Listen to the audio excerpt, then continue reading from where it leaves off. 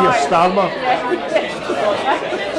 He's like constantly terrified. I was watched them last night. So He's constantly terrified. Right, we're ready? Okay. Right.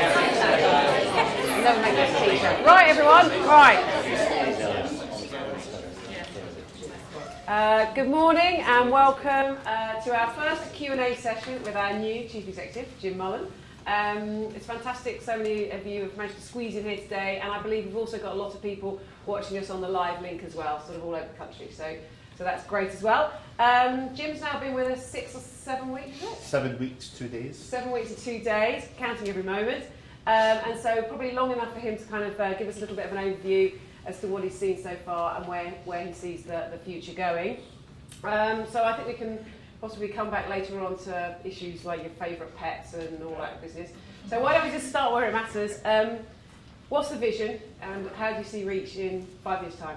Well, the vision is basically because we have one of the largest reaches in the UK of, I mean, they say 49 million, but I don't know whether it's 49, but it's in the 40s.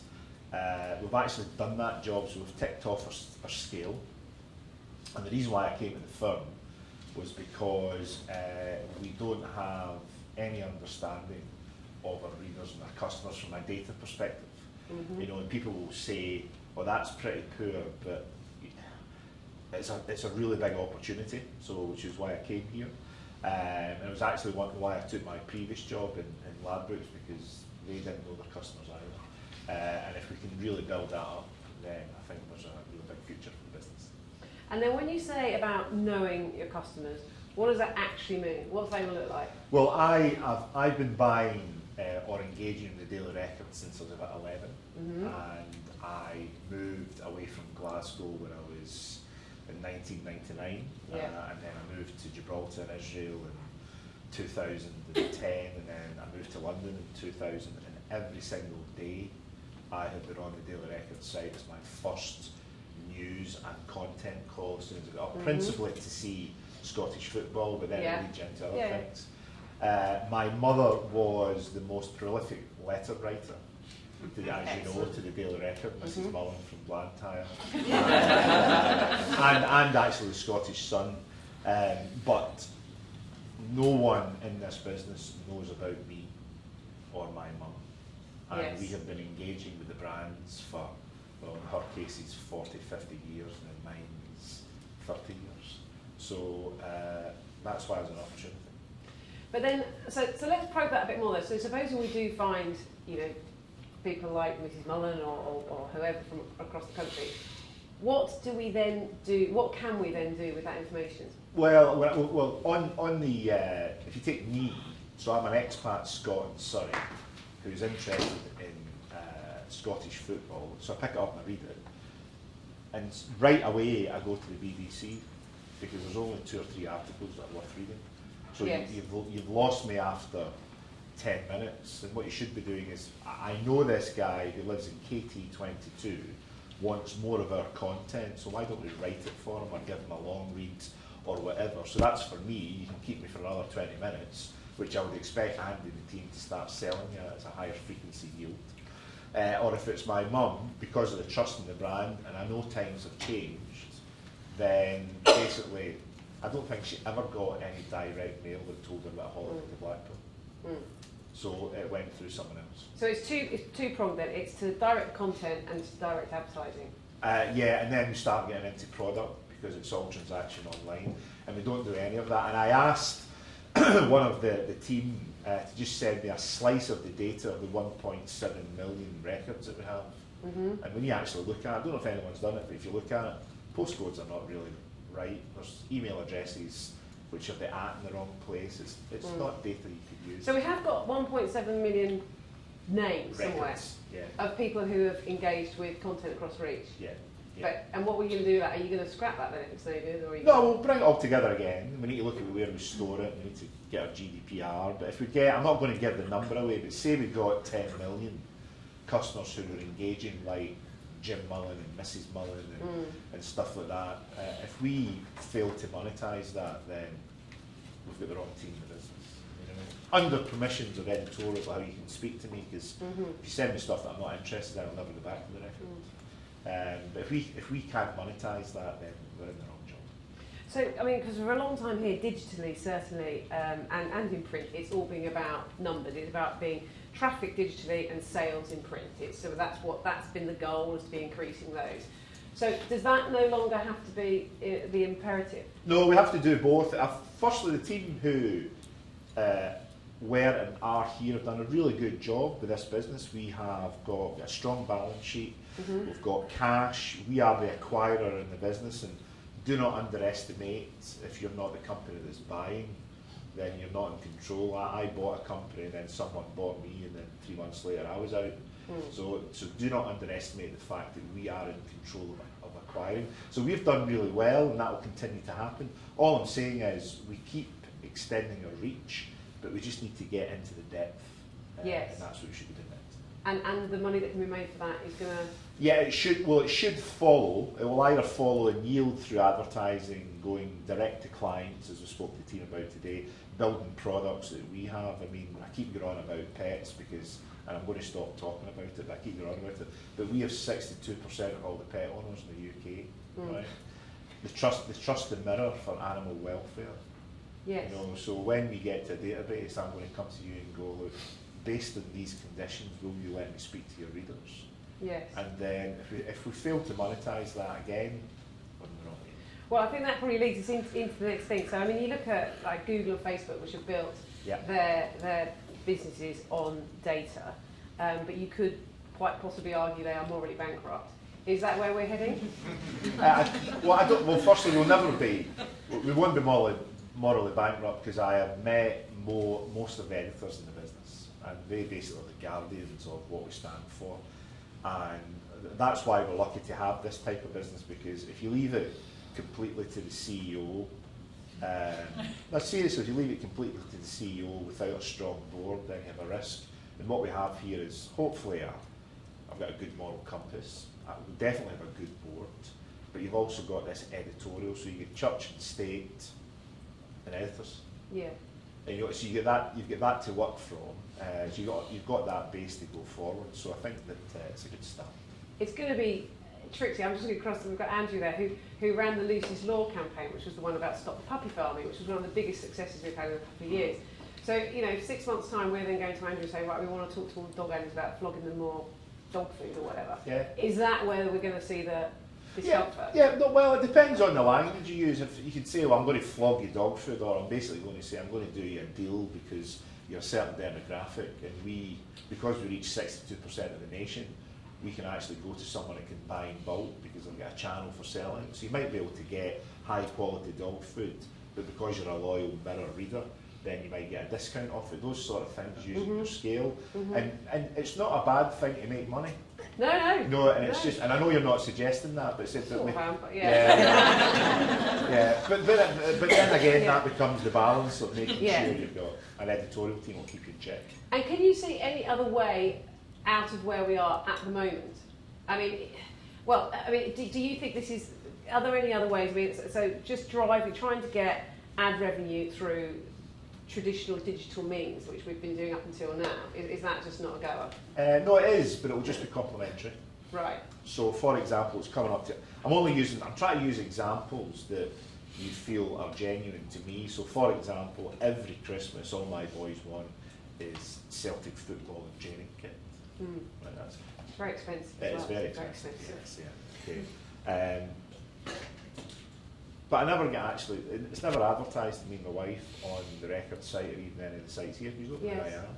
Yes, no, I mean, so there's another level of targeting advertising that you can do. Yeah. Because we're going to lose the cookies at some point. And we have access to the audience. Just back to your point about Facebook and Google, they provide a lot of revenue for us, but they basically build upon all the good work that we do editorially, commercially, and we just hand that data across. I mean, that is a big problem generally, because not only do we hand that data across, they also take the lion's share of all ad revenue in the country now, don't they? Yeah, take a lot of it. Can we do anything about that? Well, look, they do bring a lot of traffic anyway, so it's just a balance, and we've obviously got Steve, who sits on the board at Facebook, and Google, who are coming in, who provide a lot of revenue for us. All I'm saying is, it's our customers, it's not theirs. No, it's our stories that they're using. Well, it's our stories, it's our content, so maybe there should be a wee bit more of that network effect coming back to us. But we are powerless. We have been disarmed by not having this data, and we have actually let it happen. So we'll just give it all to you because the readers trust us. But I actually don't know who Jim Mullen is. I just know he reads content twice a day, and now all we want to do is bring it back. But that's taking on Google and Facebook. That's a bit of a David and Goliath battle. Well, I don't know if you were sitting here with the Google CEO. I don't think he would feel that way. I think there might be some squeaky bum if he was done something wrong. So I think we underplay our strength. Yeah. And again, that comes down to some of the stuff that we have: scale, editorial, the ability to change opinions. So I think we're more powerful than we think. So can we talk about the regions? I know the regions have had a pretty tough time of it over the last few years, and we've seen regional print closures and the digital advertising has been tough. Where do you see our regionals in the future? I think the regions without regional news is a very, very dystopian place. I really do. And I think it's one of the obligations we have, even as a PLC, to make sure that there are people there covering what's going on, because really that's where it happens. Absolutely. And I think there's a couple of countries in the world which are overly centric on their capitals, France being one, the UK definitely being one. So I think it's more exaggerated here. I think the regional news has to be important, and the only way we can invest in it is it has to start paying its way. And I personally think that they have basically just lost contact again with their customers and relationships. So if I'm a small business based in Birmingham, I'm not going to advertise with Birmingham Live because I can't get information about how effective it is. But agencies are going out selling Google services. Yes. So the challenge basically is to make sure that we can inform them with data. They can go to these small businesses and say, look, we've got a reach which is this, we can give you your returns data, and there's a relationship of how we do it. I think at the moment we still base it on, I need to jump in a car and go and see 20 people who are giving me £500 a week. That has to change. I know and all the regional folk are looking at me, that has to change because it is not working. But if you can give that information to your SMEs, then I think they'll come back, and that will in turn pay for all the news, which means it will in turn pay for more advertising, and this network effect happens. So I think it's there. And also, to be honest, I think another good thing about the regions is, particularly, I see it in the cities in the north, they're really proud of being a Mancunian. Liverpool definitely, but even up to Birmingham, and Mark Reed's always spoken about was the Hard Rock Museum of the Black Country. You know, and he thought it was joking, but I walked away and goes, he's really proud of his city. Yes. And all of the folk around it. So we've got lots to build on, we just don't have enough data. And enough money coming in, presumably. Yeah, if we get the data, we'll get some more money, then you can build up the effect. And it just. But do you think that we're going to see more closures? That's going to be what a lot of people. Where? Well, across the regions. I think you may see centralising. Firstly, I've got no plans for closures, so but I'm just talking if I was looking ahead. There may be some centralisation to make sure we can get our digital working better, but at the moment I don't have any. I haven't had a closures discussion in the regions. Okay, good. And then moving on to the nationals, how do you see that balance between print and digital? I mean, we know that print still brings in a lot of money, but digital is the future. What's that going to look like? Everyone's got a view on this. I get asked the same question when I was running betting shops at Ladbrokes, and everyone thought it was dead. Didn't you close a lot of the betting shops down? No, I didn't actually. Was that after you left? That was after I left. Oh, okay. I haven't closed any shops down. And of 24,000 people, there were only 700 redundancies, 56% were at the end of the time. So I was very much about trying to keep them open, just to make a point. And, but there were too many because of some other things, and people thought, well, that traditional sector's dead. It isn't dead, it's just declining. You know, I think Simon said it makes 6/7 of our revenues. It is absolutely massive.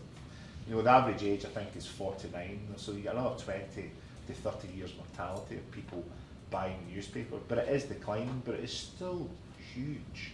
Yes. And then I think when you get to 20 years, is it paper? I think in 20 years' time, I don't think it'll be mobile phones.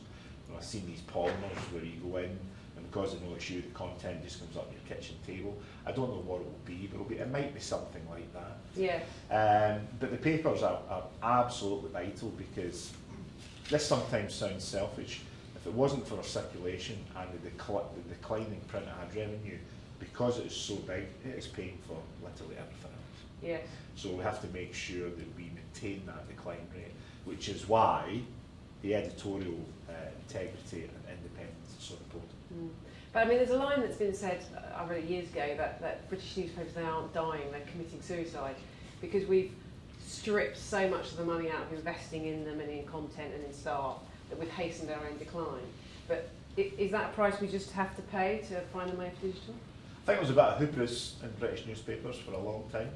I came out of news over 10 years ago, and I mean, I was literally coming out the building, coming out these big brick gates at Tobacco Dock, and thinking, this is a different world out here than it is in there. And I think there's a lot of that, and I do think we have to shoulder some of the blame for letting the Googles and the Facebooks and the money supermarkets that used to come in and basically just pillage our readerships, and we will go, tell you what, take this month's digital display or paper display, and then let them go and take our readerships. We have to hold our hands up.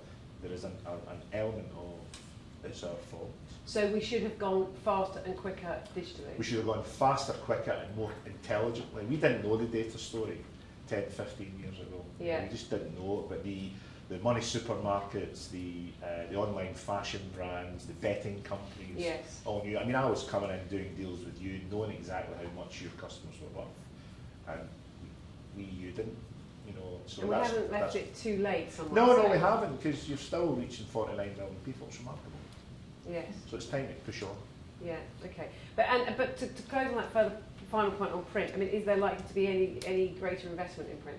I think if it can prove that it's worth, or it can, if someone comes to me, which they already have, and it happened last night, and they said, look, if I get this, I can keep this. It's going to be Gary Jones again, isn't it? Yeah. Funny enough. Spent an hour, it was a brilliant piece of work, spent an hour saying how great he was, and, yeah. And then the last 10 minutes to get this. So, no, we're entirely committed to it. Our products are brilliant. Yeah. Yeah, and well, we're not going to throw money about because we've got our pension obligations, but if you come and say, look, this can maintain this decline rate, or I'll get this jump, whether it's an environmental or animal welfare thing, then I think we're fairly open to that. Okay. So the thing I think that can be the worst thing that ever happens to a news brand ever is they become irrelevant.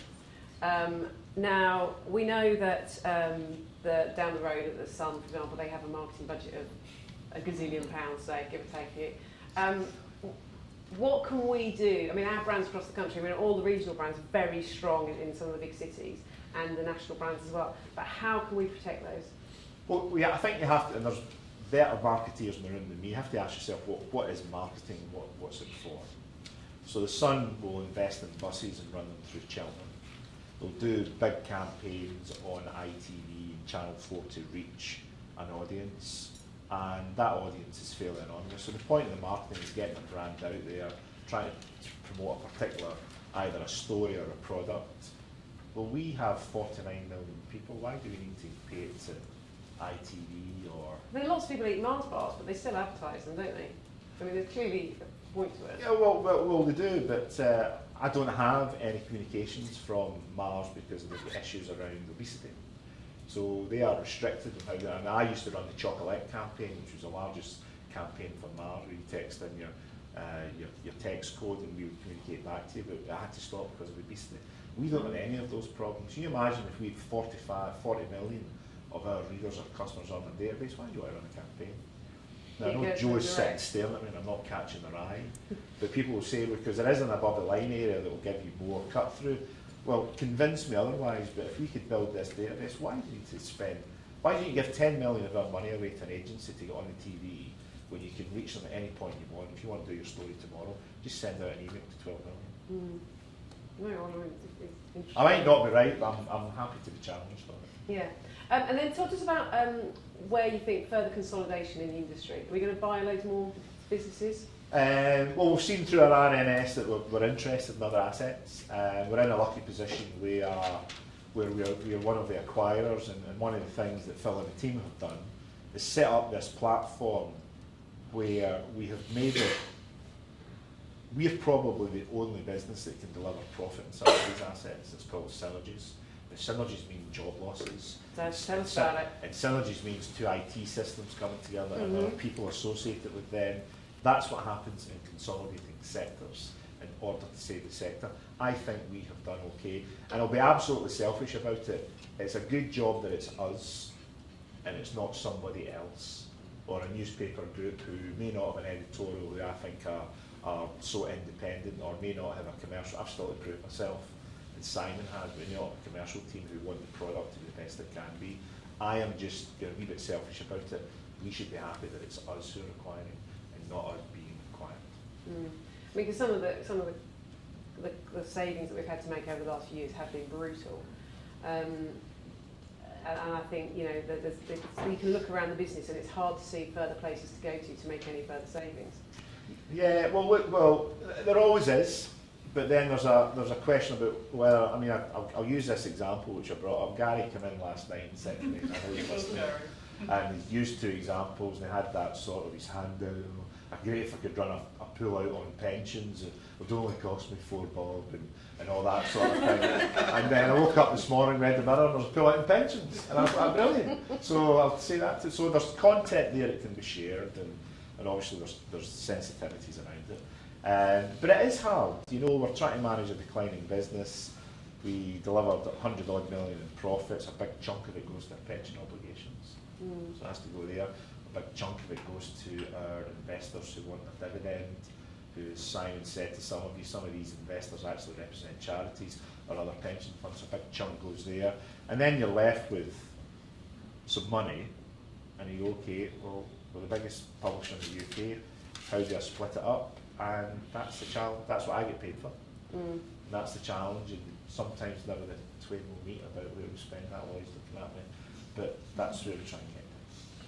Just on that point, well, not bad. But when you said that it was declining business, at what point in which year do you think we might no longer be a declining business? We might be a growing business. I hope very soon. Which year is that then? Well, I can't say because I'll be giving guidance, but I hope that we can manage our print and circulation revenues, and we can grow our digital business, and there's no reason why we can't be a growing business. Not when we've got 1.7 dodgy records out of 49 million. And do you think we'll always be a publisher predominantly? I think at our heart will always be publishing news and reporting and communicating. So I think that will always be where we are. Yeah. Because I think if we lose that, then we become a corporate, and that's it. And then the commercial animals like me can't build upon the good stuff. So I think that has to remain as is. Otherwise, we're just a corporate, and I'm not even against corporate PLC, but otherwise it's just the profit motive. And our profitability and future comes from the fact that I can basically piggyback on you. Our virtue is our value. Yeah, and all that sort of stuff. Although I will say it works both ways, because we've got a heritage of things that we didn't do right. Yeah. And one of my jobs is to make sure that never ever happens again. So I'll be got a beady eye on that. But as long as we keep that strong moral compass, then you can do responsible business. Yeah. Okay, I wanted to sort of have ask you questions about what you've observed about us all so far. Yeah. Tell us 2 good things that you've seen. Everyone's very welcoming. This is a nice, I really hate the word, but this is a nice company. People are very welcoming. I told you 2 examples. The commercial lady in the lift came off the phone my second week and said, well, Jim's just come in and asked me how I was settling in. You know, and I thought that was really nice. It's just a small gesture. So I think that's really important, and it's a nice place to work, and you want to come into work. And then the second thing is, which I'd done all my research before I started, is just a massive opportunity. And our narrative, we sometimes play it the wrong way. You know, we're the newspaper business and we're in decline, and it's all pretty grim, and but it's not like that at all. Right? It's not like that at all. So I think we just need to change our narrative a wee bit and talk ourselves up. Okay. And what couple of things, or more if you wish, have you seen that you think that's a bit rubbish? That's a good question, actually. That's a bit rubbish. I think there was, it was a very centralised company. Mm-hmm. And I think it was maybe focused around 5 or 10 square yards in corporate, where there was real centralised control. And what part of my job is to, when I'm sitting in the office thinking, why are they paying that guy so much money? What am I doing? You know, and what I'm doing is I'm looking at everyone who's in the business, and I'm looking at all your CVs, and I'm looking at where you came from, and I'm trying to do in my head my own audit pool of intelligence. There are some really clever people in here. And see if you've got a business where it's centralised, you're just wasting all this brain power. So that was really a concern, because I came from a company of 24,000 people, and if we centralised it and left it to us, we wouldn't have been successful. So what are you going to do about that then? I've already delegated responsibilities out to the set and asked the set to delegate that out to their teams. There will not be central control where at the end of the year corporate comes in and saves and corporate will dictate. It's going to be open up to an executive board. That's what an executive board's for. Well, it sounds like a socialist utopia. Is that how it's going to go? Well, there's still be a wee bit of socialism in them, but there'll always be a lot of profit in it as well. Oh, I do think that's an interesting thing. I mean, we've called ourselves One Reach, or before that, One Trinity Mirror, for as long as I can remember. With ever actually, I wonder, feeling that in our guts. No, we're not there yet. No, we're not there yet. So what could you do about that? I think there's still a national and a regional split. Yeah. And it's so important. I think there is a Canary Wharf. There's a different view of the world than there is in Hull or even in Guildford. You know, and that doesn't cross over at all. So, and I think that's one of the reasons why the regional business has struggled a wee bit, because it's been separated. So, this is not a bad comment, but One Reach doesn't exist yet. But we need to get the exec. I don't see any reason why you shouldn't go up to Hull and speak to some of your associate edits there, and they should come down here. I think we are still split on a national and regional level. Is the problem with the One Reach though? It kind of contradicts the idea that we've got very strong individual brands that we have to safeguard. I actually think they do that anyway. I think that if you go to Hamilton, people read the Hamilton Advertiser, and the Reach position only impacts us. No, what it is. So you just have to make sure that your executives and your editors understand the difference of the corporate name and what it actually stands for. But 99% of our readers have no idea. One thing as well, since you're on your observations that you've been here, I mean, you've got a senior group which is very white, male, middle-aged, and then you've also got a fairly significant gender pay gap. What are you going to do about that? Well, it has to change, because it's the same principle of having 2 or 3 bright people running a company of 5,000 people and having, what we've got, 7 white men sitting on it. So it just doesn't work. So it has to change. I've came in and seen some of the plans. I have a specific view on diversity, and I think a lot of it, it's not just female, it's about social economic groups and ethnicity and all of that. But the view that I have is that if you take gender, it's not about females, it's about everyone. I just don't think the structure is structured properly for anyone to do well. I missed 4 years of my son growing up because I was too busy working, because there was no leave for men. And I think that if we apply it to both male and female, and there's just a general fairness about how we apply things, then I think we don't see women having this penalty for the pause in their career. Because one of the reasons is that the burden is on the lady to take 6 or 7 months out, and then it comes back and there's momentum lost. So I think there's those issues that we don't do well enough that Julie and I are speaking about. I also think that bringing people in, we've had this conversation, I just wanted to raise it. I don't believe in positive discrimination. I'm just going to say it, right? Because you want to know the truth, I just don't believe it, because the word discrimination is still there. But I believe in positive action. Yes. You know, to bring more people in, but I would be upset if anyone said to me there are 2 candidates and one got it because it was an unrepresented segment, even though they weren't good enough. And for that candidate to feel they got the job just because they weren't of a certain gender or Yeah. race. And I read Kirsty Walk 2 weeks ago talking about the fact that she wouldn't have made it in the Yeah. BBC, and I thought that was really disappointing. But I think there's probably many women would say. But I think it's really disappointing because at the time I thought she was the most outstanding Yes. interviewer and broadcaster, and I thought saying that's not the right thing. So I don't want to have that in the business. Yeah. I want to have a fair framework. We have some initiatives that we're going through, but I think it should apply equally to white men and white women and black and Asian and gender and sexuality. And presumably, we don't have that at the but moment. in a publishing company, in a modern publishing company, you have to be able to reflect your readers or your customers. Yes. So it's quite a simple commercial Yeah, decision. well, that's the positive action side, making sure what we're doing. I mean, I still do. I need to check myself. I don't mean it.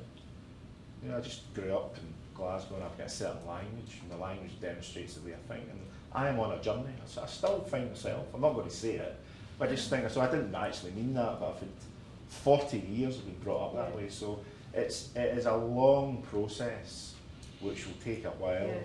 And it will probably not even be done when if I leave or whatever, but we need to start it. Yeah. And slightly connected to that, I mean, there's an issue generally around retaining talent, particularly as a lot of our competitors have historically been able to pay more.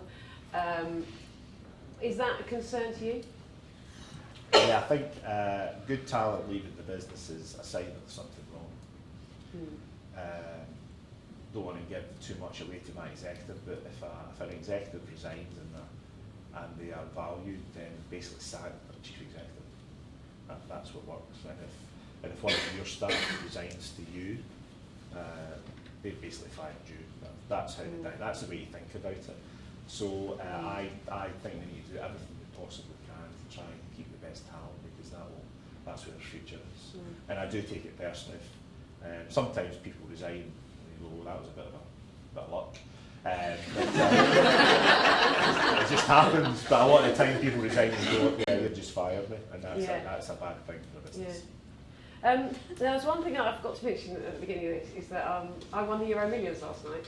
So 170 million.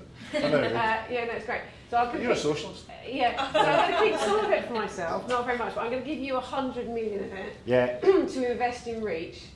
What are you going to do with it? Well, I think we'll go into 3 buckets. First one, we're going to get the platform to allow us to infrastructure to make sure we've got the data and we can do as much with it. I know it's really boring, but we don't Is have that an expensive thing to do? Just roughly, like ballpark? How much Yeah, does that it'll be cost? tens of millions.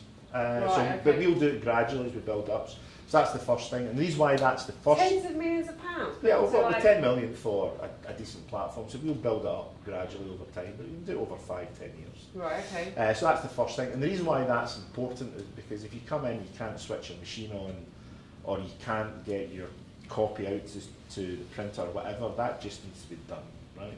That's the first thing. The second thing is in people.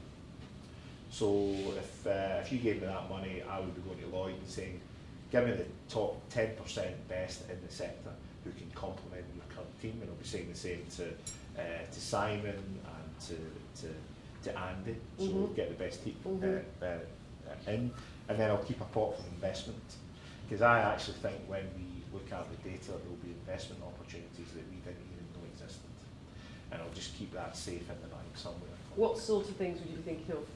It could be further acquisitions. Right. Okay, and it could Publishing-y kind of acquisitions? could be publishing, or it could be highly profitable businesses which our readers actually engage with as soon as they leave our sites. Right, okay. But we've got no interest in. Like shopping or something like that? It could be shop, it could be pets. Yeah, Comes could be again, pets, could be yeah. pets. But it could be something where you can actually keep the process and the journey from our title and our website straight into the next thing to do. So that's probably 3 things we What about the pension? Would you clear that? do. Well, the pension's managed. Okay. You know, and the pension is based upon the fact that we are a profitable going concern. So what you don't want to do is basically get to a point where you're not investing in the business and the pension then becomes at risk. So the business comes first, and if the business is profitable and well run, that looks after the pensions. I've got another one. Yeah. How will you, or why will you be fired? I'll be fired if I fail. And what's that? If I don't deliver growth for this company, then I think the board would be So And how long do you think they're going to give you? I don't need to ask the chairman. Get him in next week. Well, I'll get Let me know, I'll log in, let me know. Right, okay, and then just a little bit of personal stuff, because, you know, that's touchy-feely stuff. Right, I want you to imagine that you may already have done this, who knows, that you're going on Tinder, and you have to write a little bit of profile about yourself. What does it say? About me? Yeah, if you were to advertise yourself. That's a good one, thanks. I would say that I like chess and horse racing. Really? Yeah, chess and horse racing, and if you get chess and horse racing right, then once that whole initial burst of passion is gone, you can play chess and go to racing. Do you think that would make you very attractive to the ladies? Well, Anyway. it worked with my life. Okay. And then what makes you angry? What makes me angry is lack of preparedness.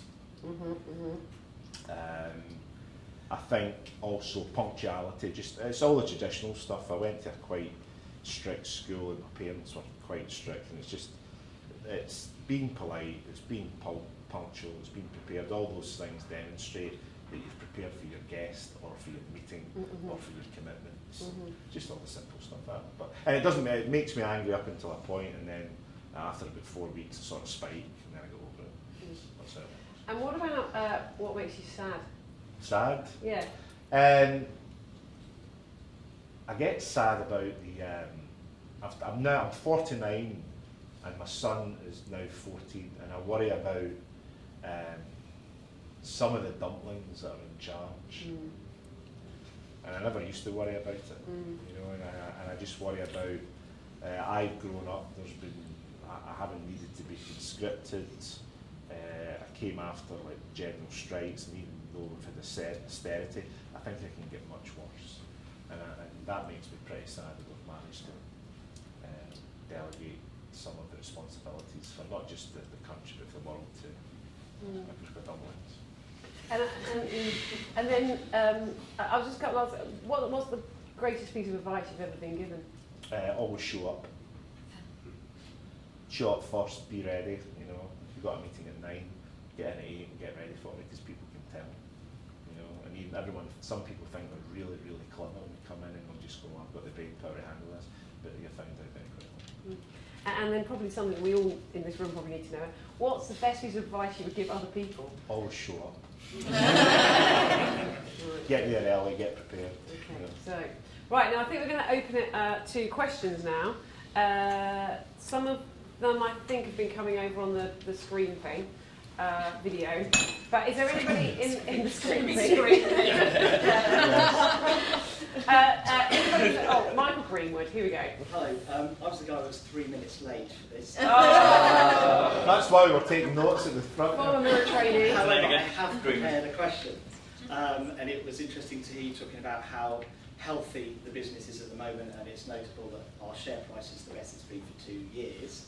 And on that note, I was wondering whether you might consider reinstating the staff share save scheme.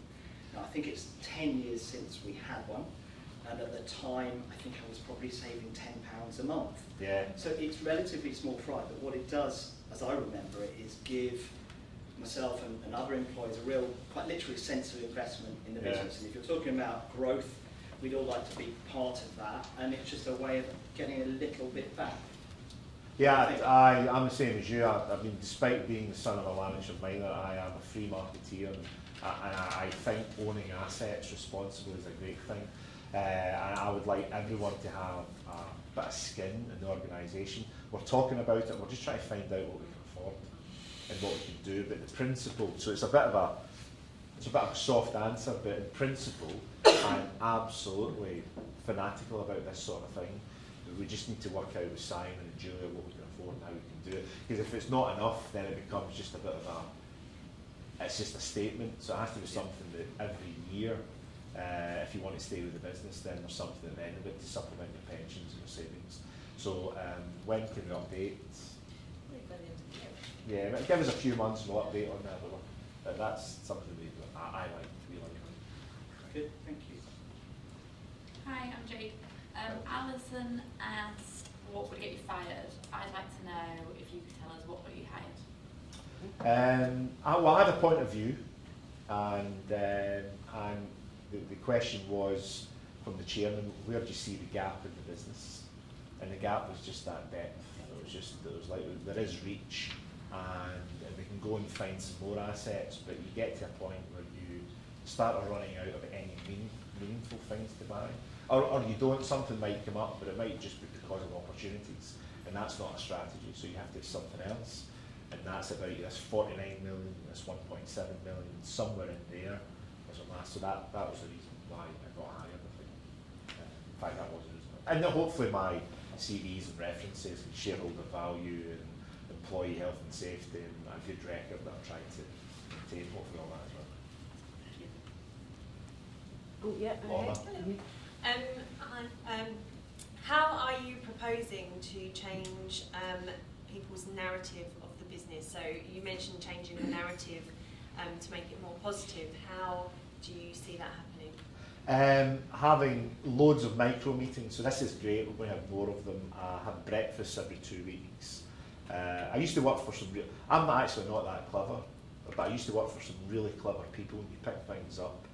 And I worked for a very clever chief executive who would basically always used to say, I said, look, if you are prepared and focus on, say, 12 people at a breakfast, I said, by the end of the week, you'd probably touch 10 times that.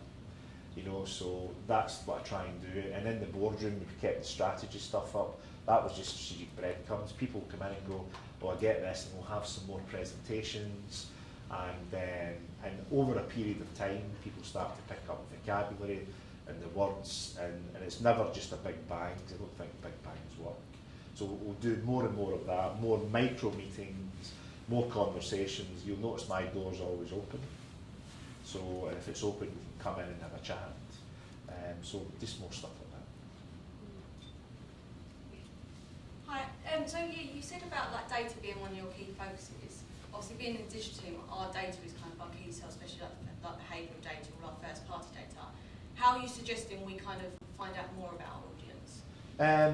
Well, it depends on the segment. So some people want to remain fairly anonymous, so you have behavioural and anonymous data, and that's it. Other people, if you give them something, then they would give you anything. You know, if you give me more Scottish football and I trust the brand where it's coming from, you'll get my name, address, my postcode, and when you cross-sell with that Celtic kit, you'll get my bank details. You'll also know when I'm coming on, when I'm going off, when to give me a message where it'll get picked up. Don't send me one at midday because I'm never going to read it. So I think every segment will have a different data profile, which is why we're bringing in a chief customer officer, and he or she is going to basically determine what is the best way of getting Jim Mullen. Best way of getting Jim Mullen is at 5:35 in the morning for 20 minutes, and then at the weekend where I'm buying stuff, I don't buy through the week. So all that stuff will come up through the chief customer officer, and then that will be working with everyone in the team. So will we be working with like third party companies to try and get that? Where possible, yeah, I mean, where possible. I would like to keep it internal because we don't really need them. Yeah. When you work with third parties, you're giving more of your value away because we've got 49 minutes. I would like to work through editorial because it's not Unilever trying to convince you that you're saving the planet. So if we can work through editorial, and there's a balance here, you know, I'm very open to it, but there's a balance about how much editorial will stretch, and they will push as far as they can, which is quite right. You just have to get that balance. But I would like to work through editorial because then you've got a trusted communication, and see, for any commercial person, that's the perfect way to pick up data and make money. Don't you think that it's increasingly hard to get people's data out of them? In that every time I go on a site now and they say type in details, I think, oh, I sold that, I can't log them, and then go on to a different site. It depends what you ask them. I mean, if you ask me, what kind of dog do you have? I'll just go lab. Stick that in Jim's profile. Right, we know he's a self-supported Scottish and he's got a lab. That's so valuable already. So what type of sport do you like? Horse racing. Horse racing. That's mostly on a Saturday because he lives in Surrey, so he's probably working. Right, so let's help my horse racing data Saturday morning. So you don't need to pick up, like you do in these sites like Nextdoor, tell me everything, waist size, what your wife is, and your family history. It's those wee things, if we do it right, we can pick it up. So particular surveys of different audiences Yeah, I mean, obviously there's a dark side to that with Facebook and Cambridge Analytica, and what they did was 3 was really questions you thought, what does this mean? I'll just get into it. Next thing you know, they built a huge profile on your voting. So you have to be very careful, and that's why we're bringing in the CCO, because he or she will be going, right, what are the GDPR obligations? How can we handle this data? Do we now want to be accused of being a Facebook or a Google or a Big Brother? So there's lots of, we have to take care. Oh, Mark. Some questions from the screening thing. Okay. Zach Khalid said about our most recent acquisitions being in publishing.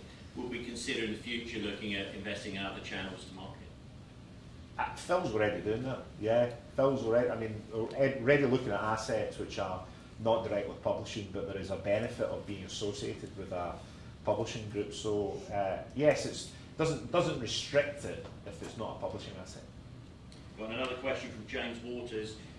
Will you be taking this message round to our regional offices and visiting the regional sites as well? Yeah, we did the launch of the start of the launch of the Strategy Plus on Monday night this week, and now that it's out there, we'll be coming back out once we've seen the presentation. So I'll be going back out to the regions. I've been to 4 of the regions, but I'm coming back out probably by December, I would think. Can you just explain to people here what Strategy Plus means? So Strategy Plus was presented to the senior leadership team on Monday, which is about building upon all the good work that's been done at the moment, which is delivering cash, having a strong balance sheet, building on our assets, and basically saying there is a massive gap of about 45 million of our customers that we don't know. How much of them can we get to know, and what benefit would that bring to the business? So that's the Strat Plus, which we only announced a couple of days ago. And it's been run by the selection of the senior management team, so not the exec and not by me, so it's bottom up through the business. And a lot of people in editorial will kind of want to know, okay, so if we help you get that, yeah. what do we get? Well, it's not, well, I say I've got a different job from you or editorial. The royal we is we. What do we get is further investment. So you've got a pot, and think about it this way, you've got £10 of investment money in the pot, and editorial and digital and printing will put together cases which will come through the investment committee and the executive to say what's the best way to spend that money, which is what a chief executive's job is basically to say where should I allocate my limited resources. So Lloyd's at the table. Any learnings or observations while you were at News International, if it still was, that would inform any kind of thinking or decisions or modes of operating while you were here? Yeah, I mean, the one thing about News is that everyone was clearly responsible for something. And I mean, the accountability at News, despite everything that went on, but internally, it was clearly your job was this thing, and you get held. It was quite brutal, but you get held to it. And if you delivered, then the sky literally was the limit. You could go anywhere, and if you didn't, it was you weren't there for long. And I actually really admired that, because what it was at that point was someone else's money. You know, and sometimes in these big organisations we don't see it as ours. So with simple changes, when you send me a proposal or a presentation, put your name on it, so I know who's responsible. And then what I do, I have to give my wee book, and it's not an odd thing. I just note down who did that, and then 2 or 3 weeks later I'll pick the phone up. Well, how are you getting on with that? So they were really accountable. I think there's maybe some places a bit less of the accountability here. But that's just a change. You in used culture. that phrase there, quite brutal. Do you think you're quite brutal? No, I don't. I think I'm very fair. I think I'm very fair, and the rule that I have is that I delegate out to very, very clever people, and their permission to work autonomously, as the board does with me, is whilst I deliver there or thereabouts the promises that I have made. And then when I don't deliver on those promises, the chairman has the ability to intervene, and I just apply that same team. So just one question we've had submitted in advance. So given your experience in the betting industry, where do you see the pools in the next couple of years? I think we need to have a chat. Well, firstly, I think the pools is a great brand, so I'm glad we've got it. I think we need to have a chat about better use of the data, because it's just the way we used to work. We've sort of exported that to the JV and stuff. So I think Phil and I are going to have a chat about that. And we also have to be a wee bit more organised about how we manage it. Because I think we've managed it just as a sort of we'll sell you display, we'll try and take some money if it's successful. I like to be more involved in the partnerships, which so I'm delighted we've got it. And Phil and I are up to Liverpool to have a chat about how we can do that. Oh, Matt and back. Can you see any point, anything where we might charge, and even in some small aspect, for content online nationally? We might. I'm waiting for the data from Axate, from David Higginson's team that's on in Huddersfield. It's really small scale. Personally, it's just a personal. Sorry, could you explain, because a lot of people in the room won't know about the Axate is a micropayments test we're doing on the Huddersfield Daily Mail. Examiner, and it's very small scale, but it's a test whether or not our readers would buy, say, 15 or 25 pence for an article that bid. So we're trialling that, and I think we should be doing that. I think there's a scope for types of content that I would be happy to pay for. I would be happy to pay 25 pence for more Scottish football, I think, if we got the data right. However, personally speaking, and I'm here to be proved wrong, I'm not a big fan of paywalls. I think personally, I think the Sun ruined their growth position because they put the paywall up. So you would have to convince me and the exec about whether or not that's a valid way forward. My current position is I'm not a fan of it, but I'm happy to look at the data. Depending on the type of story that you may potentially pay for, though, as opposed to everything. Yeah, no, it is, and that's great, but if we're looking at, because what our principles are, how do we reverse our decline and go into a period of growth? And if you find the projects that are going to deliver that uptick in period of growth, that's all the focus. So I'm quite happy to say we've got these tests running because it's the right thing we should be doing. But if you really want to capture our attention, just go, well, I'm going to take one of our regional websites, I'm going to put it all behind the paper, I'm going to make it long reads or whatever, then you'll capture our attention. I haven't seen the evidence that that's going to happen, but I'm up for being challenged and my mind to be changed. We've got time for maybe one more question. Anyone? Oh, yeah. Yeah, will you be going, Jim, to see our key commercial clients over the next few months and have that direct relationship? If Andy and Joe let me. Yeah, if they ask to see me, I'll go and see them, but I do believe in the principle that that should be delegated to the individuals, because it used to be very centralised. I'm trying to put it out there, but if they want to see me, I'll see them, but only if there's a request and I need to. Hopefully it'll be managed within the team. Okay. And any closing thought you'd like to leave everyone with? Future's bright. It's up to us. Good. Thank you very much. Excellent, lovely. Well, thanks ever so much, everybody, and thank you very much. Thank you.